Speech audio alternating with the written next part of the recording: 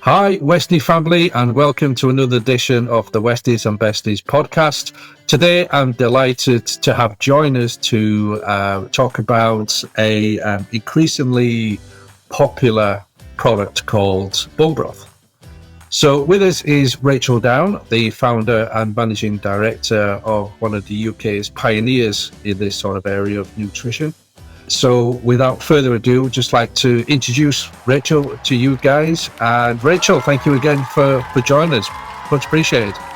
Yeah, hi Alex. Thanks ever so much for having me on. I always love doing podcasts with you. So cheers for the invite. We always get stuck in, don't we, talking about lots of different stuff, but I'll keep it topical, bone broth. Awesome, brilliant. So before we go into the benefits, we always like to get a backstory of our guests and what triggered them to get into their sort of specialized field, for example. It normally is a personal story or a story that's affected them personally through their dogs. So just tell us a bit about yourself, Rachel. Yeah, awesome. Thanks so much. Well, I started making bone broth back in 2017. It was sort of happened to me by chance, really. I was unwell after I had my children. So I don't have a dog story, I'm afraid. I've got a child story. That's so fine. Same thing, nearly enough. Yeah. Yeah, actually it is, isn't it? Dogs and children. But anyway, so I had my two children, Jack and Scarlett. And before I was pregnant, I was pretty much healthy, didn't have any issues, no health problems at all. I had children quite late in my life, in my mid-30s. And I just found that, when I was pregnant, I put on a lot of weight. I mean, I wasn't eating the greatest of foods. I think because I was pregnant, I was like, oh yeah, just eat what I like, eat for two. But over time, I just found that I was getting, bigger in terms of my size, obviously growing a baby, but also putting that weight on. And then I was having a lot of digestive problems. I was having a lot of urine infections. So I was having to take antibiotics at the same time. And as a result, that was creating fungal infections as well. And I felt like I was sort of on this bit of a roundabout of, being overweight, having digestive problems, having urine infections, getting antibiotics, then, having the fungal infections flare up afterwards. And then the cycle would repeat. And this cycle went on for me for about 3 years. So during pregnancy and after pregnancy. And I was stuck at like 16 stone. I couldn't shift the weight. And I was just constantly having these health problems. So I was in the doctor's surgery, telling them my story, having to see different GPs all the time. And I just felt like there was no continuity of care. Everybody just kept giving me a prescription, telling me this will be fine. You're making it up. Some of them even was like, oh, there's nothing wrong with you. You just had a baby. You just got to settle down, I was like, but no, I don't feel right. I'm overweight. Number one, I've never been overweight, not this size. And I obviously had developed all these different intolerances to food. So I knew there was something deeper going on. And after 3 years of being sort of trapped in that roundabout of what I call the NHS roundabout, I decided to get off that roundabout and to start on my own health journey. And it was back in 2016, 2017. And I just started to research more about gut health and was finding some new research coming out of Australia, in America. And bone broth just kept popping up, particularly in Australia. And I had a friend who's a GP over there. And I was like, oh, I'm going to get on the bone broth. She said, oh, great. It's great for your gut health. I was like, gut health? Never heard of this before. So just to research my symptoms to my conditions and discovered I had a condition called candida overgrowth, which is basically a fungal overgrowth that can happen when you have too many antibiotics in your diet. It's basically an imbalance that becomes caused with your gut microbiome. So everybody has, all dogs, all living organisms have what they call a microbiome in their gut. Apart from birds, I don't think birds have it because it would weigh them down so much they wouldn't be able to fly. But Right. anyway, so Dogs have a microbiome, a gut microbiome. Cats have a gut microbiome, and obviously humans do as well. And I discovered that antibiotics, being pregnant, being stressed as well, which is obviously, when you have kids, it's stressful, and all these different things and a high sugar diet had all contributed to my gut microbiome changing, it becoming an imbalance. So what had happened is the friendly guys, the police, the microbiome that keep everything in check, they had depleted through pregnancy and antibiotics, etc.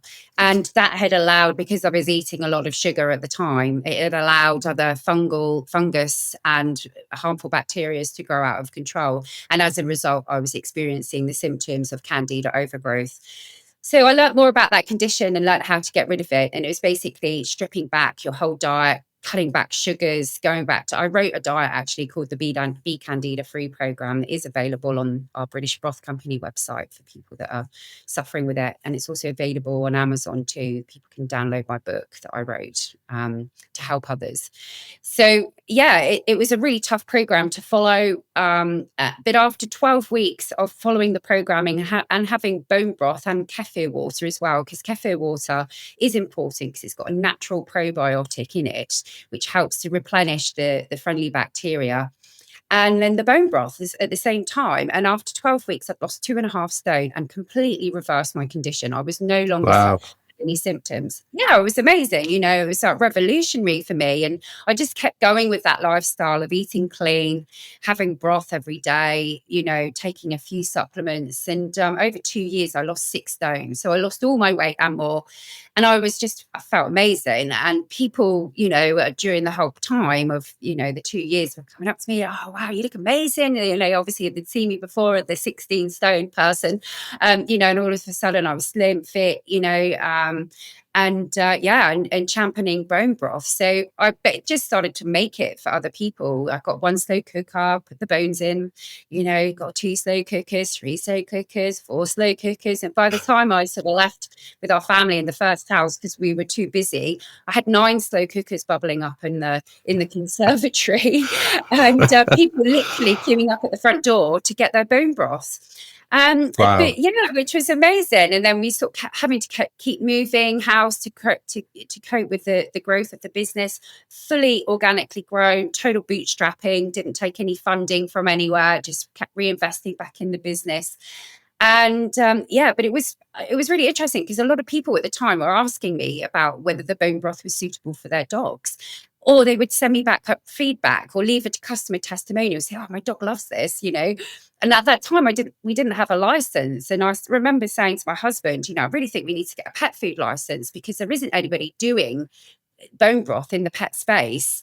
And furthermore, dogs, from what I was witnessing, were experiencing similar challenges in the health space for themselves, in the veterinary system. So it was just alarm bells, really, And I said, well, I know how distressing it can be when your own health is poor and you can't find an answer for it. And whether it be your child or your dog, if you can't find an answer for their health issue, it is truly, really, it's very stressful. So I wanted to be able to help people in all spaces of their family, whether it be their elderly parents, whether it be their young children, whether it be their dogs, or themselves. And that was really when Boil & Broth was born, and we got a pet food license. So we started to sell the bone broth into the pet food space. And over time, it's just grown and grown and grown. And now we've got a small factory in North Dorset, and we're cooking up broth mostly for dogs now, believe it or not, shipping it all over the world. People, obviously humans, are still using our broth. We still have a big part of that space as well. But we do find that people are actually, because our product is exactly the same as what we make for humans and for pets, we find that people buy the bigger pouches and then share it amongst the whole family. So it's a great way to ensure that everybody in the family is enjoying it. So yeah, and that's really been our journey over the last 7 to 8 years. My husband now works with me in the business. He's the production director. We're really growing. We've just won an amazing award for exporting our products to Europe. And yeah, we just really, it's on our hearts to be seen as, a good leader in this space for natural health. That's really what we've wanted to be. I didn't go into this business to make any money. If I did, I was in the wrong business, because it's so hard to make money in any business at the moment. Mhm. But unless you get huge backing from behind you, but this has been a passion project. It really has. And I think that to be able to succeed in business, you have to be passionate about it. And that is something that I am, and my husband, and even my children now, they love the bone broth and love supporting the business and all the dogs. Fantastic. That's awesome. So, what exactly is bone broth then? For people who have probably heard of it, don't know too much about it. Tell us how that whole process. You said you had about 9 slow cookers in your conservatory at once. So, Yeah. where do you get the bones from, and how is it done? Well, what is extracted, and what's the goodness you're extracting out of that? Yeah, amazing questions. Thanks for that. I do think it's so important to explain what bone broth is, because it is an emerging product. It has been around for a while. I mean, actually, bone broth's been around for thousands of years. The earliest mention of it is in the Bible, back to about 2.5 to 3,000 years ago in Judges, when Gideon was there was a massive famine in Israel, and at the time that people just didn't have any access to the food. And the story goes that they were surrounded by other countries who were coming into Israel and stealing the farmers' animals. So and what was happening is that, Okay. yeah, I know. So they didn't have any food. It was literal famine, obviously droughts anyway. Those sorts of areas are very prone to droughts. And what happened in times of famine back then, I mean, gosh, we are so lucky. Majority of the country, or actually, sorry, a majority of the world has access to food. In a time of now, we do. Yes, there is poverty, but it is a very small part of the global population that are living in poverty. But back then, poverty was a real big problem. Famine was huge, in different areas around the world. And it was natural for farmers to kill animals and to eat all parts of that animal, or to use all parts of that animal. So skin, fur used to be used for clothing and warmth, blankets. Obviously the organs, they used to cook up and eat the organs because they're very nutritious. The fat was taken and used for cooking, and then you had the meat that was used as staple parts of their diet. And then the final part of it is bones. Rather than throwing away carcasses like we're so used to now, we just chuck away our chicken carcasses or whatever, and off they go to landfill. Whereas in old times, they would cook the bones, and they would just cook with water. They didn't cook it with anything else. They just boil it over coal, and then pour it over their meats. Have it with curds and whey or whatever, and then that was a staple part of their diet, and it's nutritious. So we've been having bone broth for thousands of years in our diet, and it's only really been in the last 100 years that we've lost that connection with our ancient roots. Obviously the revolution of the industrial industry. The refrigeration has freezers that's come around. So we have different ways to preserve and store our food.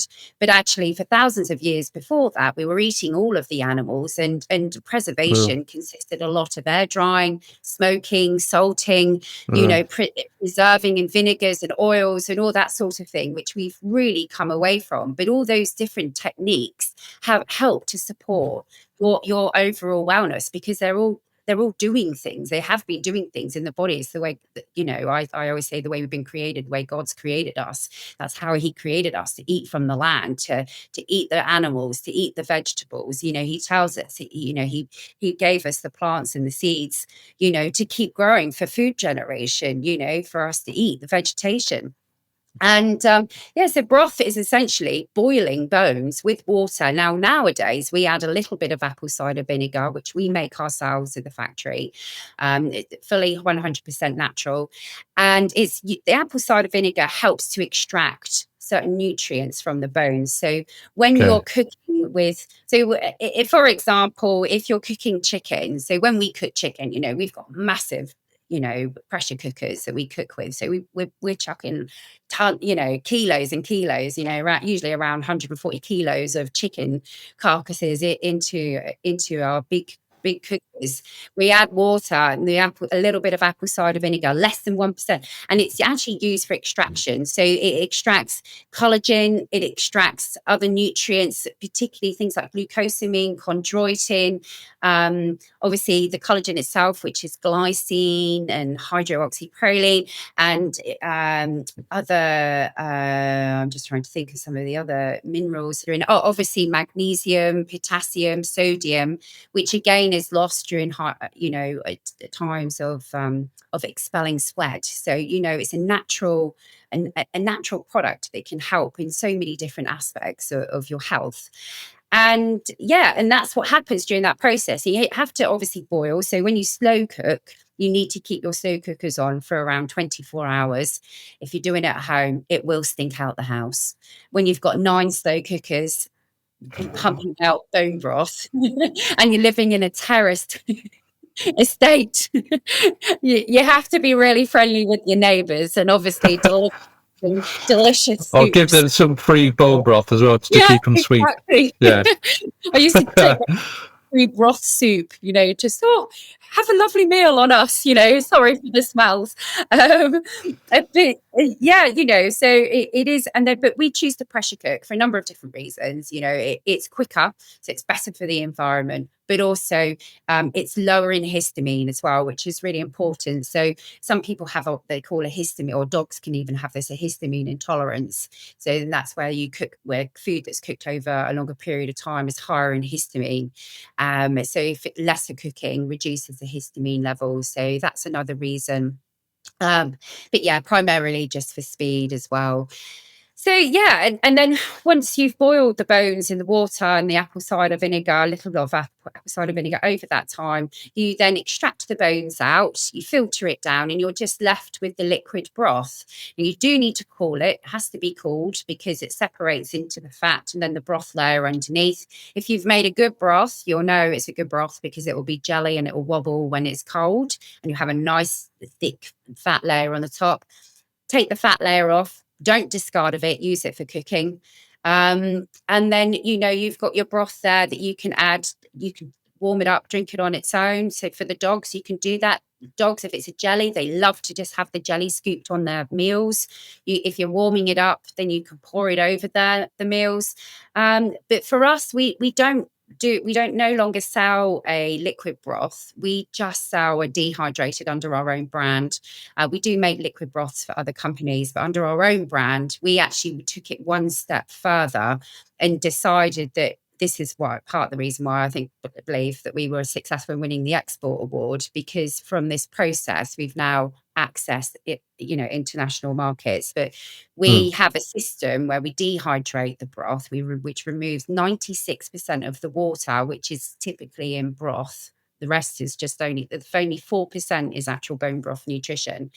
And all the 96% of the water goes. We're left with, like, you know, the final bone broth, pure bone broth left. We grind it down and then we resell it in pouches. And customers then just simply add hot water to hydrate it back to exactly as what it came out of the kettle, is what it came out of when we boiled it.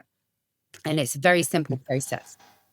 So when they're rehydrating it again from its dry formula, then they can store that in the fridge again and let that cool down before they give it to the dogs, or can they give it warm or cold? Yeah. So they can do both. So if once you've rehydrated it back, just let it cool. You can serve it to your dog as a drink, which is lovely in autumn and winter, particularly if you've been out on like a really cold walk or something and you want to come back and give a nice, nourishing, hearty broth to your dog. Then yes, give it as a drink. We also recommend giving bone broth as a drink for dogs who have severe digestive problems or just digestive problems. And so it's better if customers can give it to their dogs first thing in the morning on an empty stomach, nothing else in their digestive system, just a nice warm cup of broth to soothe the stomach, to help get it to work. And then an hour later, give them their meal. And I truly stand by that, because that's what I did with my own broth journey. And I absolutely believe that it helps, because it also helps your dog to feel fuller for longer. So they're not Mhm. craving food, they're not irritable because they haven't had food. So that's a great way. Also, yes, so if you rehydrate it back to its natural state, you can pop it in the fridge. It will go back to it and form into a collagen jelly. People can make ice molds. People can add it to other ingredients, make soups for dogs, gravies for dogs. Can even add it to like treat mixes. There's some, biscuit mixes, all that kind of stuff. And yeah, because it's got, it's able to be heated, you can sort of do those things. I mean, I don't heat it too much. That Yeah. is the key. Keep it around Yeah. 100 degrees. Otherwise you'll Okay. start to denature your proteins in there. Yeah. So the reason I'm just going back to what you mentioned, give the bone broth to your dog if they've got digestive sort of issues. Yeah. Before you give them anything else to eat, just give them the bone broth. Is that because that's where it's most active within the gut microbiome? Yeah. So it activates and strengthens and supports the good bacteria in the gut then? Definitely. And I can share that we did a bone broth study about this. So to first of all, to explain why you would do it on an empty stomach, often the digestive system becomes inflamed. So there's inflammation, and that inflammation is the major cause of disease in the body for dogs and for humans. So you want to reduce inflammation as quickly as possible. And bone broth contains certain nutrients that will help reduce the inflammation. And mostly collagen is really great for that. And glycine in collagen is really great for inflammation reduction. So having it on an empty stomach means that there's nothing else going on in there, just literally the broth that's able to go down and soothe and just get to work without anything else interfering, so to speak. So yeah, it helps reduce the inflammation. And I've been so amazed and fascinated by bone broth over the years, because we've sold our broths to thousands of people, probably tens of thousands, maybe even 100,000 people, I don't know, over this time, all over the world. And we've had some incredible feedback. I've had customers share with me about how their dog was on their last legs, literally, really poorly, nowhere else to go, struggling with vets, not getting the support. And then they started the dog on bone broth, and it's just been like a new lease of life for them, beautiful glowing coat. I always say you could tell a healthy dog just to look at them by their coat. They've got a lovely coat, they've got a good gut, a good digestive system. Same with humans, with the hair. If your humans have got really nice hair, then you can you've got I'm glowing. doomed. Oh no. Quick, send me some bone broth, quick. Next time you see me, I'll have my hair like this. I'll send you last week. You can then just pretend. But no, I do believe that you can tell, from dogs particularly, that when their coat is full and nice and shiny, it means they have good gut health. So it is. Anyway, it was amazed over the years, from a human side of things. I've had people, I had a baby who came to me, or not the baby itself, the parents came to me. Their baby was one of a twin, 6 months old, had chronic eczema from being born, and just horrendous sores all over their body, weren't getting the support from the doctors or the NHS at all. She came to me, she's a Christian lady, she prayed and she came to me, and I just said, you've got to get him on the broth, because and you need to find, like, get him. I know people are like, what? You can't say that to people, but you can. So I said, get him off milk for one, and start weaning him onto food. Like, stop the dairy, because I do believe that the dairy was the trigger in his situation. get him Right. on the broth, give him real food. And in 4 months, that baby was a new baby. Like, I've got a case Wow. study about it on the British Broth Company website. No more skin problems, happy, no more doctor's visits, no more steroid creams, all that stuff. So, and then I've had other instances where, a lady, she had a nasty motorbike accident. She broke multiple bones in her body, started to take our bone broth, and she had our bone broth for 9 months on recovery.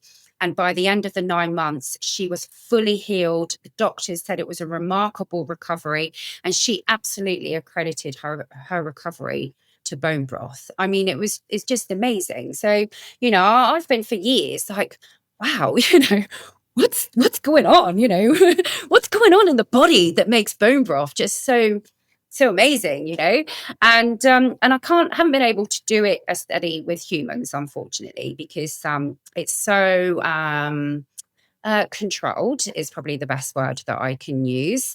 You cannot say anything about bone broth. Like, I cannot say these things on the British Broth platform. I have tried to give information and advice to people over the years, just based on my own experience and from other customers' experience. And the government has tried to shut us down 3 times. And it's been because, there's no money in wellness. The money is in people being sick. And it's the same in the dog space as well. In the dog space, it's a little bit more free of where you can talk about things. So anyway, we teamed up as a business. We teamed up with Biome for Pets, which is Carol Hughes and Aberystwyth University, and we decided to run the world's first bone broth study called the Biome Broth Study for dogs. And we took 33 dogs who'd never had bone broth before, and we gave them bone broth, and we tested their microbiome before they had the broth, and then they had 4 weeks of bone broth. And then at the end of that 4 weeks, these customers gave their dogs the broth every day. And at the end of those 4 weeks, we tested the gut microbiome again. And then Carol with Aberystwyth University were able to analyze the results and come back to let us know. Carol, she's amazing. She's such a fantastic lady. This has been her space for such a long time. And she'd already recommended, before she met us, was already recommending bone broth because she'd seen that bone broth had helped other dogs in similar situations. So, and she'd monitored particular bacteria. So she wanted us, when we did the Biome Broth Study, to just focus on 3 different bacteria. The 3 different bacteria, the first one was Bifidobacterium. Now, Bifidobacterium is a friendly bacteria. It's like a good guy in the gut. Then you've got Helicobacter, which is the harmful pathogen, harmful bacteria. And then you've got Colostrum, which was another harmful bacteria. So Carol wanted to study those 3 particular bacterias. And what we discovered was that the Bifidobacterium in all of the dogs, so the good bacteria, increased by 99%. Like, it was actually, Wow. it was over 100%. There was over 100% increase in all of the dogs for Bifidobacterium. And then in most of the other dogs, the dogs that had Clostridium or Helicobacter in higher levels. So what we're talking about is high levels. So in the gut microbiome, there are always there's thousands of different strains of bacteria, and you're going to have volumes of them. So you don't want too much of a percentage of the certain types of harmful bacteria, because that's when we start to see the symptoms related to disease. So we want them less than 1% in some cases, sometimes even less than 1.1%, 0.1%, so we want to keep those levels down. But in some of these dogs, they had high of these bacteria levels, like 4%, 5%, 6%, making up their whole gut microbiome, and it was extraordinary, because some of these dogs were quite sick, and you could see why, because they had these high levels of these harmful bacteria. But in most of the dogs, these harmful bacteria levels, reduced back down to then below normal levels. So they were actually in a much better state in only 4 weeks. So what it taught us, that Biome Broth Study taught us, is that bone broth is actually what they call a prebiotic.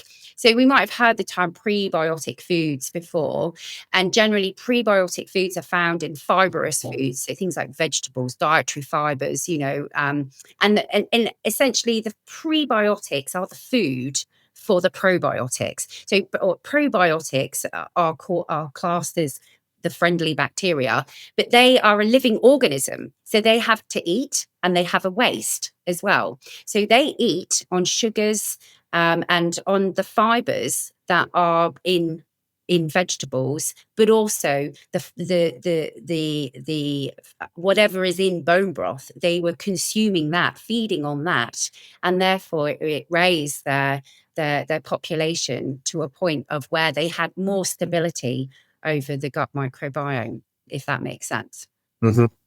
Wow, fascinating things. So the dogs, the 33 dogs, they're all excuse me, cross section of all different types of breeds. Yeah, that's correct. And were they on different types of diet as well? So let's say, were there some on raw food, fresh food, kibble? Yeah. So a whole selection, yeah? Yeah, absolutely. And if anyone's interested in the Biome Broth Study, they can download the ebook on our website, boilandbroth.com. Just go to the ebooks shop in the shop and download it and read it, because we using AI, unfortunately, AI is quite good for some things. I was able to put in all of the data that we collected. So we had like a standard questionnaire to the dog owners about their dogs. Were they spayed? Were they neutered? What type of diet were they on? Did they suffer with anxiety? All these different questions that were answered. And then we put all that data into AI. And what it showed us was that any dogs that were raw fed had a faster or had a more promising result in terms of the outcome of bone broth at the end of it. So that was really interesting. So that just goes to show natural food and cooked food as well was the other one. So, and then obviously, I think there was a few on kibble. They still had an improvement, but the greater improvements were on dogs that had a natural fed diet. So, it's really fascinating stuff, and it just goes to show that our animals, our dogs, they do need to have a natural living. We've been, it's been so awful in the pet space, isn't it? Because, for years and years and years, people have just bought canned food, or picked up the big bag of, dog kibble or whatever and given that to their dog, thinking they were doing the best thing for their dog, because that's what everybody said for them to do. But now, obviously, the research that's coming out, not just from what we've did, but of amazing research that scientists are doing, does prove that a natural diet, mostly fed of raw feeding, is better for the dog's digestive system. I think it's going back, like you mentioned earlier, going back to the history of bone broth, like 125 years ago, turn of the century, that there was, people were eating, bone broth was a natural, stable diet to most people's, existence at those times, because food was scarce and, richer people had the better meats and that type of thing. But I think over that duration of time, I think the major dog food companies and major food companies are introducing ultra processed foods, where the stuff like bone broth is sort of buried a bit. But now it's all coming out now with modern age. You got AI, you got the internet as well. People are doing more research on things because when they come up with an ailment based on the ultra processed food that they're intaking, they go to the doctors. They just give them tablets, and there's still the condition still continues to deteriorate sometimes.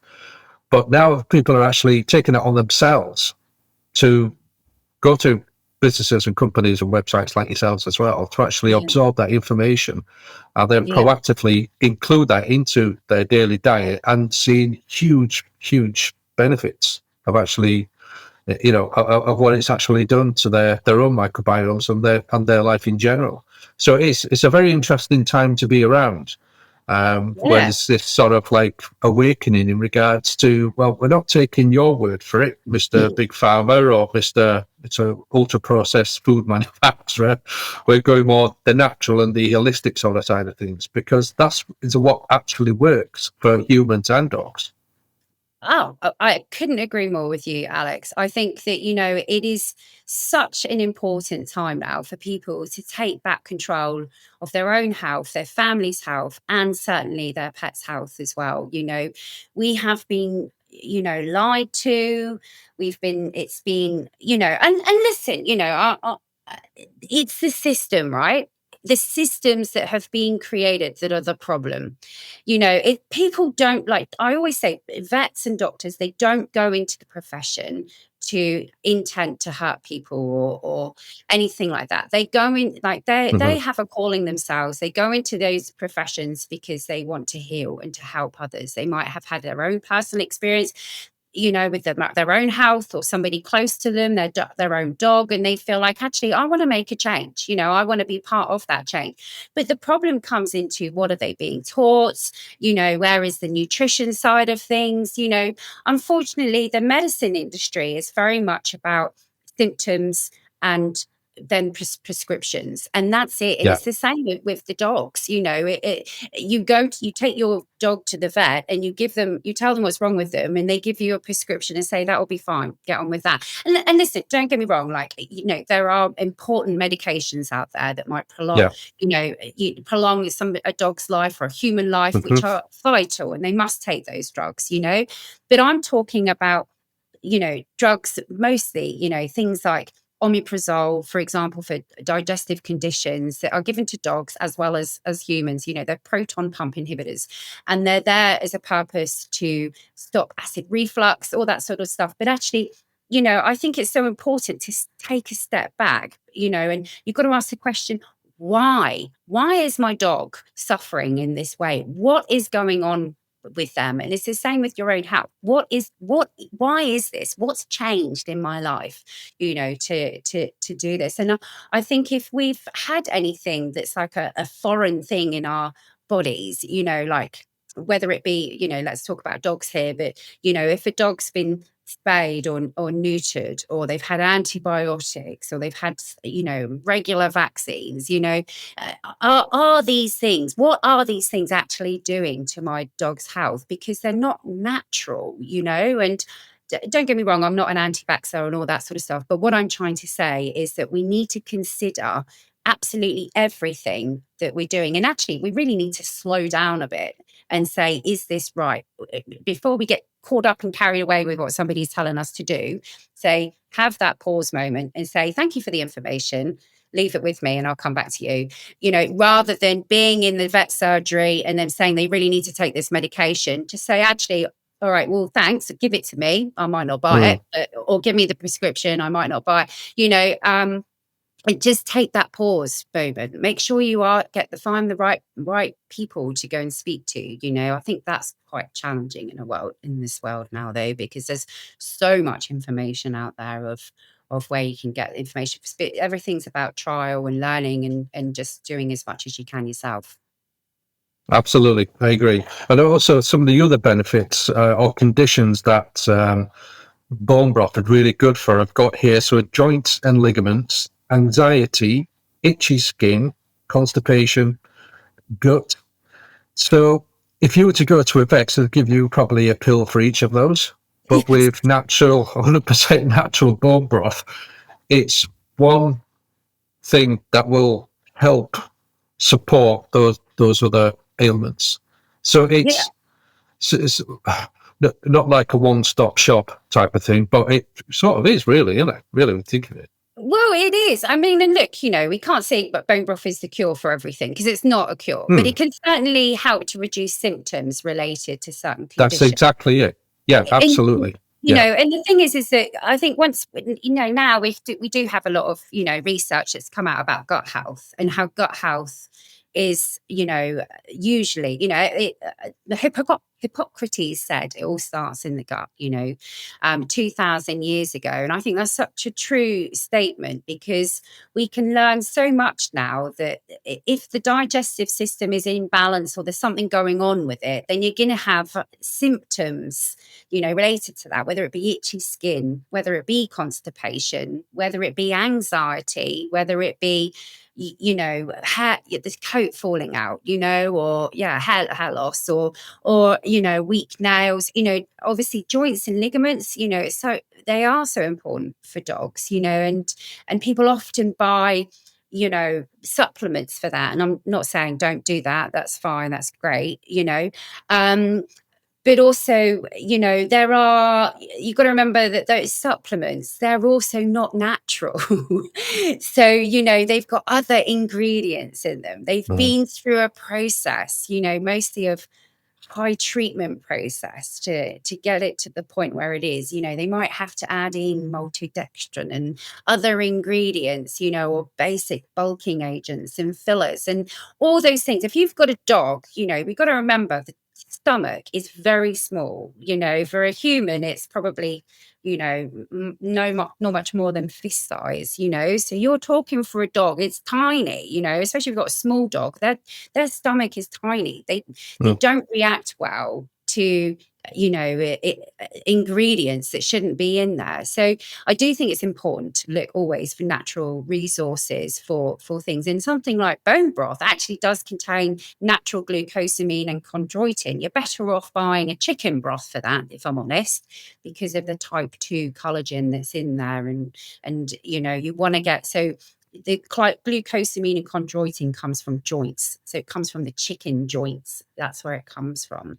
Right. When you have, so that's why for us, when we're putting in 140 kilos of chicken broth in the pot, you're going to get a lot of glucosamine and chondroitin in that cook, because you've got the whole carcass in there, so there's lots of joints and all that stuff on it. But when we cook, say, a venison broth, for example, we're using the big femur bones, the bones where we get a lot more of that type 1 and type 3 collagen. So you're going to get more chondroitin and glucosamine in the chicken broth, and then in the other broths, you're going to get that type 1, type 3 collagen, which is really good for inflammation reduction, skin, hair, nails, all that sort of stuff. So a combination of both is really good. I think if people have got an elderly dog, then, get them on the chicken broth straight away. If they can't handle the chicken broth, then get them on a broth anyway, ease their digestive system, soothe it down, and then introduce a chicken broth once they know that they can tolerate it, because most intolerances and allergies come from anyway having an inflamed gut that isn't functioning properly. So fix the gut, and then you're going to be able to introduce all those other foods that maybe once they weren't able to have. Absolutely. What you mentioned there, the difference that you'd actually seen with these dogs that have never been on bone broth before, once they started getting on it, the change was so dramatic in such a short space of time, just 4 weeks. I know, and it's natural, and it's not a difficult product, and to be fair, all dogs should have it in their diet right from when they're puppies. It's 6 weeks old, get them on the broth. Maintain it over time. You won't even need to give it to them every day. You could give it to them 3 times a week. If you're conscious of budget or whatever, just give them broth 3 times a week. If you've got no money at all, but you're feeding yourself, and just go and buy a chicken and boil the chicken afterwards. Even if you only boil it for 12 hours, you're still going to get some benefits from it. I think it's so, these are simple cooking practices that have been lost. Our ancestors have been doing this for years. Let's bring it back. Let's encourage others to do the same. Don't throw away your chickens. Don't throw away your turkeys at Christmas. Boil them up. That's a very good point. I'd just like to delve into that one just quickly. So in regards to what makes the best sort of bone broth, and how do you actually check for the health of the chicken or the turkey that you had? Because I know you're very, very careful and very strict in regards to where you source your bones from. Is that right? Yes, definitely. So we have some really excellent British suppliers, and we will only choose to use British suppliers because the British farming standards are way above most other countries in the world, apart from countries like Australia and New Zealand who have, and other countries like perhaps Botswana or some of those other African countries. They are, the farming standards in the UK are excellent. You can't use hormones and antibiotics in farming in the UK. It's banned. People don't realise that. People contact us, oh, are your broths hormone and antibiotic free? Well, they have to be, because that's the farming standards in the UK. Right.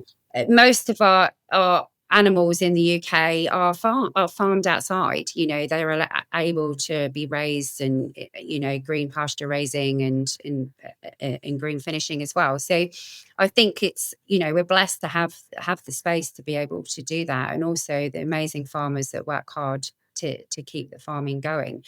So yeah, we won't take bones from overseas. We also are selective about which suppliers we use in the UK, because there are some, who maybe don't have the best practices.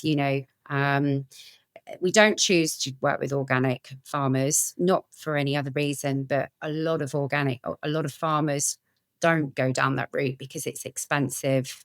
It's also time consuming, and they really have to want to do it. Do you know what I mean? But a lot of farmers are just so busy that they just want to farm and not worry about those sorts of standards unless they have to. So yeah, we're very careful about that. We're also careful about which parts of the animals we use. Obviously, for chickens, we use the whole chickens for that. And with the certain bones, we only use parts of the animal for the broth, but just because it's better for the broth, better for the health side of things. So yeah, we are very selective about that, and you can tell in the quality of the broths. And I think it's unfortunately, we're seeing, because broth is on trend, right? There are lots of bigger companies coming into this space now who want to have a broth. There's not massive manufacturing broth companies in the UK.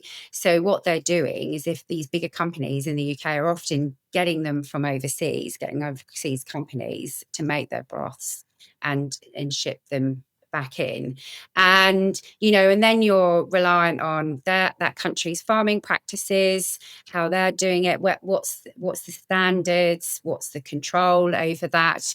And we're seeing a lot of these bone broth powders. So dehydrated bone broth is different to a bone broth powder. So a bone broth powder is typically a hydrolyzed broth. So it goes through a process of hydrolysis, which is a chemical process to extract nutrients from bones. There's also spray drying as well, but spray drying isn't always great. They have to add in other ingredients to it to make it taste better, because it changes the taste of it. It's also not particularly natural. The other one as well is atomized, which is where it's very similar to spray drying. Again, these are not great practices for bone broth. You want to stick to a natural bone broth, 100% natural. And the best way to know that you're getting 100% natural bone broth is, for a few reasons: buy from us, because we're 100% natural. But also, if you do choose to get some from other companies, look at the ingredients, look at where the bone broths are coming from. A good bone broth ingredients should tell you, if this bone broth has been made properly, it should say bones or water, so there should be 3 ingredients: bones, water, and then a little bit of apple cider vinegar. Okay. For missing ingredient. That's how we list it. If there is just a beef bones on there, or beef, that's not a good product. Just don't, because a company should list exactly what is being used to make that broth. Doesn't matter if it's water. List it.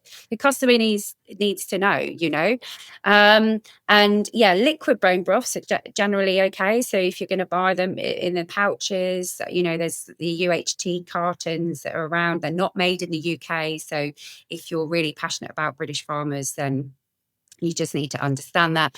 But yeah, there's obviously different broths on the market now. But yeah, most people will sell them either frozen.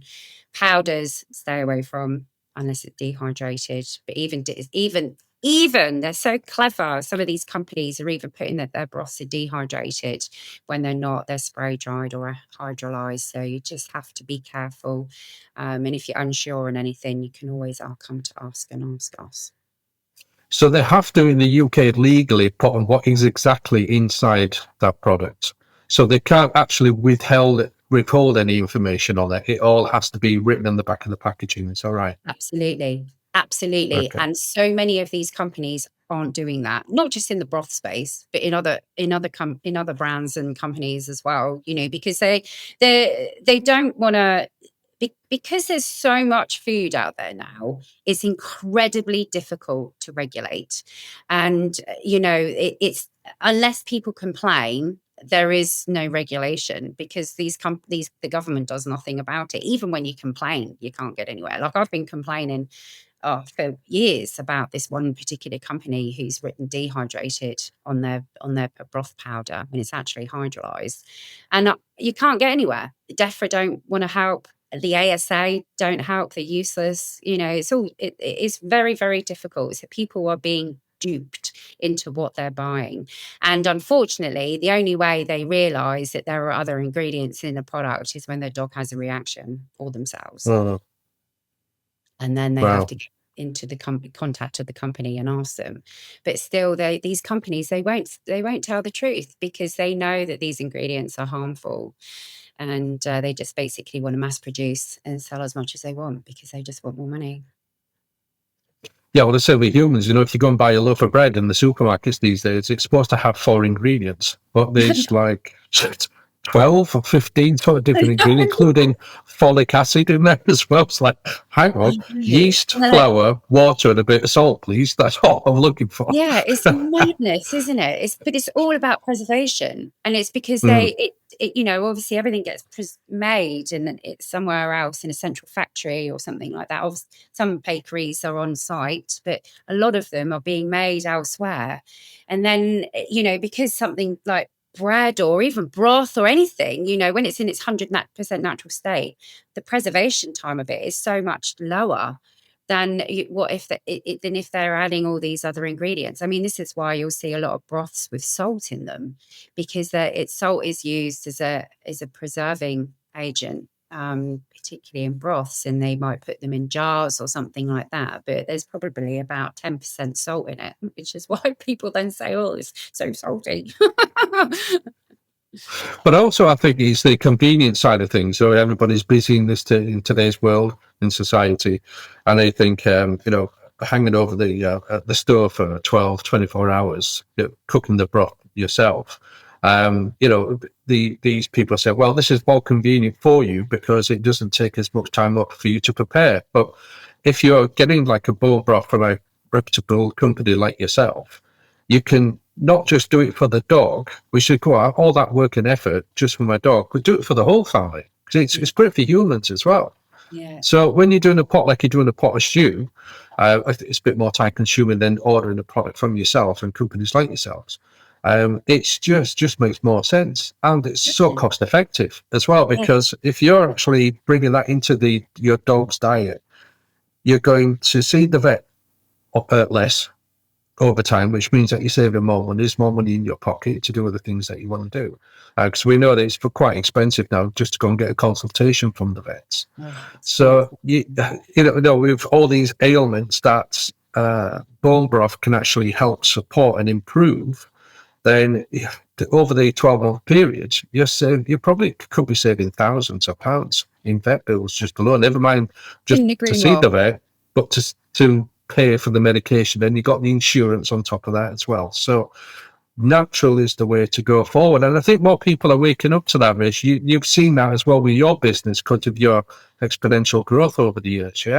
Yeah, 100%. I mean, COVID really helped with it, I'll be honest with you, because so many people sort of woke up at that time to the corruption, particularly in pharmaceutical space, but also into the food space as well. People started to research more about their health, and I think as well, we are seeing, unfortunately, these generations that are coming through now, people have grown up on highly processed food, and their bodies over time, whether they're a dog or a human, they just can't handle it. I mean, it can take years for the body to start, showing symptoms, or it can be very quickly, like myself. It was very quickly for me. Things changed very quickly in my health journey situation. But sometimes people can be so used to eating a certain way, living a certain lifestyle, that it might not be until their 50s and 60s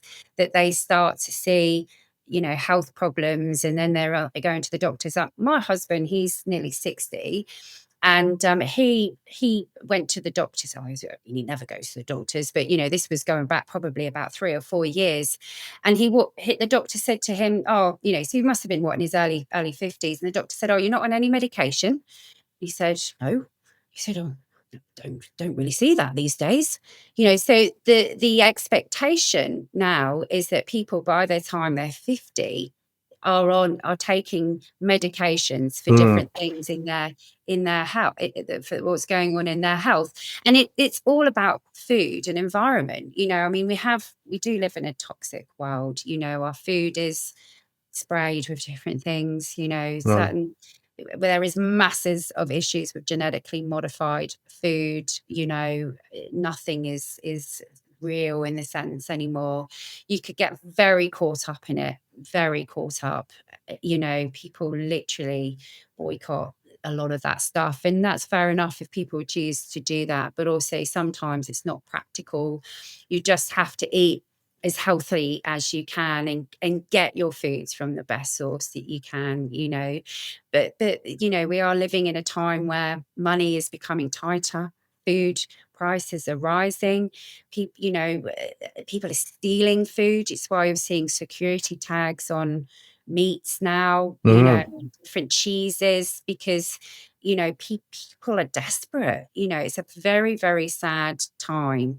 And unfortunately, I do believe there's some sort of control happening in the world by the enemy. And it's because they want to drive down humanity. They don't want humanity to be well, to flourish. They want everybody to be under control. We're seeing this with all of the different, sorry to go off on a slightly different tangent, but digital IDs,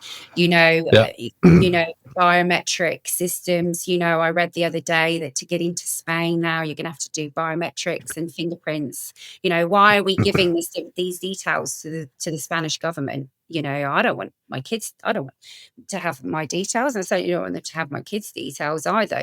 So, and interestingly, the Tesco's has just announced as well that they are preventing people from buying over a certain number of items. So again, it's coming back to controlling the food system. We're already hearing now about all the chickens and wild birds. Anyone, farmers, they've got to keep all their chickens back inside. Anyone with wild birds at home have to keep them indoors because of bird flu. So they're attacking the food chain constantly. And we need to be smart. As individuals, we need to be smart. We need to be protecting ourselves. And we also need to consider that we may get to a time soon where food is going to become quite sparse. So how do we protect our family in doing that? And in saying this, the best thing to do now for people is to start making your stuff at home, start growing as much as you can at home, make your own bread, but buy a 10-kilo bag of flour, have it in your house, and just use flour and water and make your own bread. It's very simple. Yeah. And buy your chicken carcass. Don't throw it away. Hmm. Keep as much of it as you can. Eat the skin, eat the giblets. Give the giblets to the dog, if you don't want to eat them yourself, and cook the carcasses up on the stove. We've got to start going back to practical ways and start preserving. Go and buy some mason jars and grow cucumbers throughout the summer. Stick them in the pickle jar, and there you go. You've got gherkins. Do the same with your shallots. Grow shallots in your garden. You don't need a lot of space. Grow them in pots.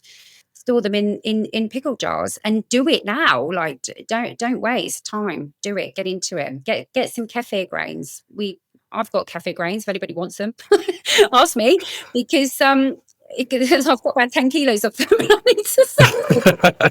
You've got some knocking about. Yeah. I've got some knocking about. But people, even kefir, you can grow your own, make your own drinks, make your own probiotic drinks at home. It's very simple. Sugar water, kefir grains. That's it. Leave it 24 hours, ferment it, drink it, give it to the kids. Everybody loves it. My kids have been drinking kefir water since they were babies, and they love it. They don't have pop. They don't have Diet Cokes or lemonades. They would much rather choose to have the kefir water than those drinks.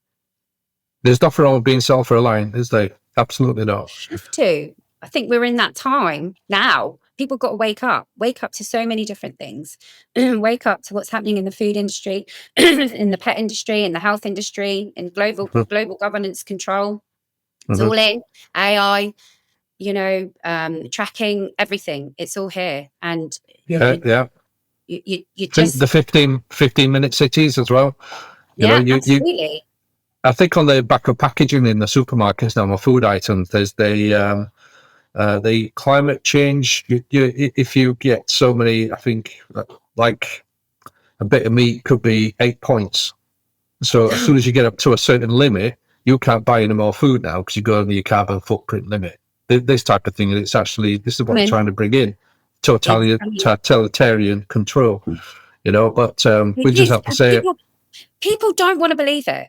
But it's here already, and everyone keeps wandering around with their head in the sand thinking, it's they won't do it, there'll be too much against it, people will stand up against it. But unfortunately, people might stand up against it, but it's not going to make change, because the change has to come from the government, and the government are all in this together. All global governments are in this together. It's what they call the New World Order. And it is a real time that's coming.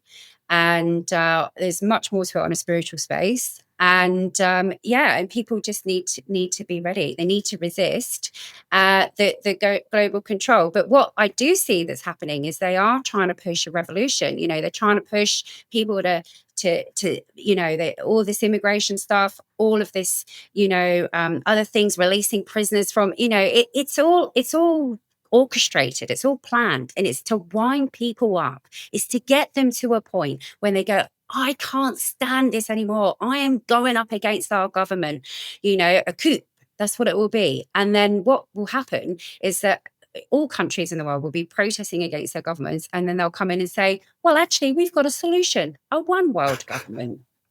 And then they'll sweep in the one world government, and then we're all puppets in their system, which we are already, but will be even worse. You'll have, what was it? You was saying you'll own nothing. And you'll be happy. Yeah, you'll be happy. Yeah. But anyway, look, that's all doom and gloom. I don't want to bring doom and gloom to this. It is maybe just prepare people, for reality of what's coming. Yeah, absolutely. And a step in the right direction is the first thing we just say, no, we're not having it. We're not going to go into civil unrest because that's what they want. Then they begin their state, powers and be forced on everybody. Or every individual just needs to say, no, not having it. That's it. Yeah, and right. Toddle off you go. Right, in the meantime, this bone broth, I've heard some really good things about this. I've heard it's really healthy. It helps me and it helps my dog's health. Awesome. Yeah. So where can people find you if they'd like some, Rachel? Thanks. But nice. not just for the products, but also for more information, because I think that the study was absolutely fantastic as well. Yeah, amazing. Thanks ever so much. So yeah, anybody who wants to learn more about bone broth, natural health, living, whatever, hear me talk more about whatever I talk about, you can go to boilandbroth.com, which is our website. We're actually launching our own podcast called Wags and Wellness. So the lovely Alex is featured on the podcast as well. And yeah, and we're just discussing more about natural health and some of the things that people can do in their practical lives to help themselves and their families and their communities. I think it's so important that we all get back to community spirit, right? Help each other. Everyone's so down and negative. Let's encourage people. Let's build people up. Let's help each other. Let's grow some of our own, share with others. And and come to the social media site, boilandbroth.com, where you can learn more. Sorry, not Boil and Broth. Just come to social media, Instagram, Facebook, TikTok. You can see how to use the products. You can see how other people are feeding their dogs the bone broth. You can make it fun. Dogs need fun. And then for anything for humans, it's on the British Broth Company as well.com. And we've got all of our products on there too. And we have got a few new things coming out as well, which is really great. So for the British Broth Company this year, we launched a whole range of tallow products. Because tallow is the fat that comes off of the bone broth itself. So we wanted to repurpose them for other products. So we've got tallow balms, which are great for the skin. Dogs can use them as well. Amazing for their paws or for ears, nose. We've also got a sunscreen that we created in the British Broth Company as well. So that's all 100% natural products. And then actually we've also got multi-collagen capsules as well on British Broth Company, which is all of the broths in one capsule, excluding pork. And that's just a very simple, easy way to get bone broth into the diet, just taking a capsule, which I think is what a lot of people are used to these days. So anyway, it just removes the hassle, particularly if you're busy. And then in the dog space, we're just launching next year. We did a pre-launch of them only last month, the month before, of our dog treats. And these are our bone broth dog treats. So they've got the dehydrated bone broth into the dog treats themselves. And it's just a good way, another way to get the bone broth into dogs. And yeah, nobody's done them before in the world. So we're a first to market. So that's very exciting for us. Always at the point of the sword, aren't you? Pioneering, always trying something, different, and bringing something, bring the attention to people for them to actually dig in, do a bit more of their own research. Yeah, definitely. To help. And one thing else, we've it's not easy for businesses at the moment. Like Alex, you know the same. It isn't easy. Rising costs of everything. A lot of businesses are having to put up their prices, to manage because of the costs of supplies and posting and all that sort of stuff. Energy, it's all increased over the years. And one thing that we've tried to do at Boil and Broth is reduce our carbon footprint. I hate saying the carbon footprint, but it is important in a business because you can become quite energy hungry. So bone broth by nature is very energy hungry. When you're making it as a liquid and you're shipping it out as a liquid, it's heavier. It's using more packaging, So when we switched to the dehydrated, we reduced our carbon footprint by 44%. So what that meant is we cut back on all our packaging costs. We cut back on our power. We were able to open up to overseas markets. And as a result, we haven't had to increase the price over the last 3 years where other companies have. Unfortunately, we are going to have to increase slightly our prices because it's just too much other things that are going up now. But the point of it is that by cutting everything down and stripping back some of those costs, you can prevent passing on costs to your business. You can become leaner.